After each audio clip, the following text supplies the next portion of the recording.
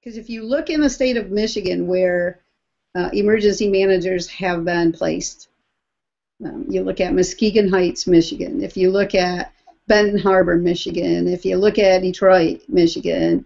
And if you look at Flint, some things that they all have in common is a high African American population, a high poverty citizenship, and so let's say that this Flint example of lead happened in a wealthy, more Caucasian neighborhood, city, town, county, whatever, fill in the blank.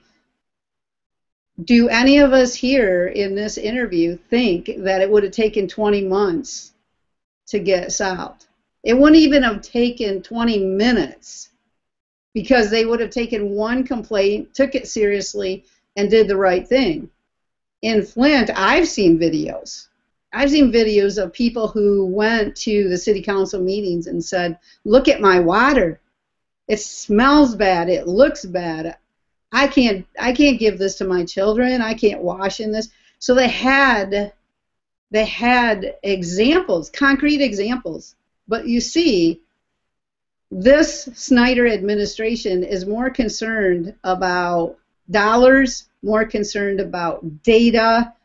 To put that chemical in these pipes that would have made the Flint River water acceptable, I think, would have cost, what, $100 a day? That's what I heard. It was a simple solution that they could have done to make the water less corrosive so that the lead situation would not have developed. It would have been, I heard that, $100 a day. Exactly. Lynn, you touched on something really good. There may be a race card here. I think that's definitely an issue. I think there is a economic issue. You know, it's easy to ignore the poor. The poor can't fight the system. It's set up against them. And I think, yes, but I think ultimately when you start digging and digging and digging, even more than those very easy to see answers, we have a deeper problem here. And that is that our politicians are making business decisions, financial decisions, and not health decisions. And the fundamental issue that I have, and I don't mean to, you know, downplay those other issues. Those are very important issues that you brought up about race and you know, status. I think that we have a fundamental issue of our politicians playing banker as opposed to providing the support for the will of the people. So fundamentally, remember, set up in a disastrous position. And the worst possible business decision you can make, okay, so if we even just want to say, well, it's a business decision, the fundamental worst decision you can make is to take money over health, to leave behind safety and look for the 5-minute profit or the 5-minute savings. Ultimately, that will be a financial disaster, and I think we're only just now realizing how financially this is going to impact not just Flint, not just Michigan, but the country of the United States. We have emergency crisis happening here. We have thousands of children have been hurt. And you're exactly right, Rachel. I mean, the job of government is to look out for the people. And when the people make elections, they're electing a person that they're entrusting with their care. And when the governor steps in and says, we're going to take away those people who the population elected in to care for them, and I'm going to step in and I'm going to put my guy in, Joe Smith, who I like better, then the governor is actually responsible for the health and welfare of the people.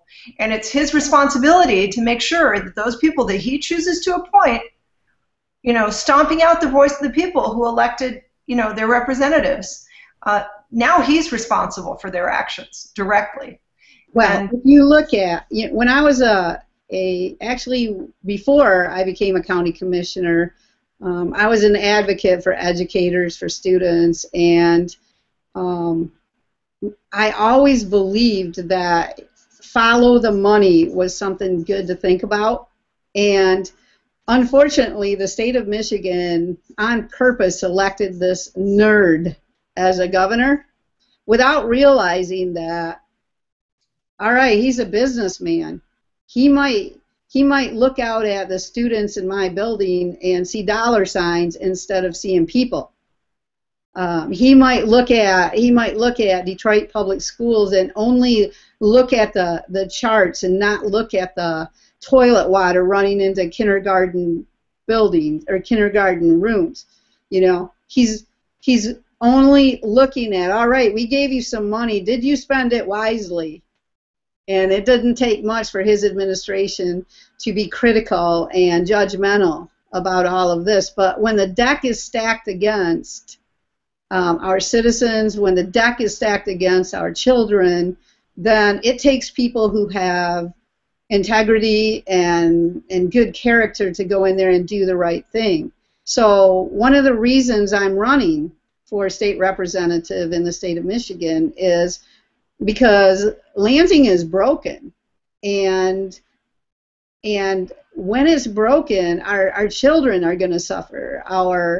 The next generation is going to suffer. And I think what happened in Flint is a perfect example. And I think what's happening in Detroit in Detroit schools is a perfect example. And hopefully all of this attention to Flint will get people thinking as they decide when they're going to vote.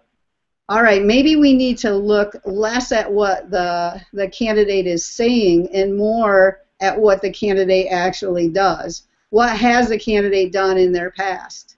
And so it's a time when I'm talking to citizens in my district, they want responsible elected officials.